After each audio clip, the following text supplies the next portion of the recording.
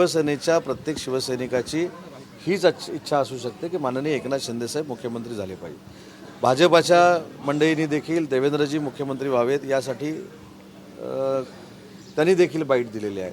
अजितदादांचे देखील बॅनर लागलेले आहेत। मला असं वाटतं की याच्यामध्ये कार्यकर्त्यांचा काही दोष नाही। त्याच्यामुळे मला असं वाटतं की 3 नेत्यांमध्ये अंडरस्टँडिंग आहे, 3 नेत्यांमध्ये अतिशय चांगला समन्वय आहे आणि त्याच्यामुळे लवकरात लवकर महायुतीचं सरकार स्थापन होईल याची मला पूर्ण खात्री आहे। माननीय नरेंद्र मोदी असतील किंवा अमित शाह यांच्याशी चर्चा झाल्यानंतरच मुख्यमंत्री पदाचा उमेदवार कोण यांचं नाव जाहीर होणार आहे। म्हणून आतापर्यंत तशी कोणतीही हालचाल किंवा कोणतीही चर्चा किंवा कोणाचंही नाव हे डिक्लेअर झालेलं नाही आहे। हे तिन्ही नेते आज संध्याकाळी याबाबतची बैठक घेऊन योग्य तो निर्णय हा आपल्याला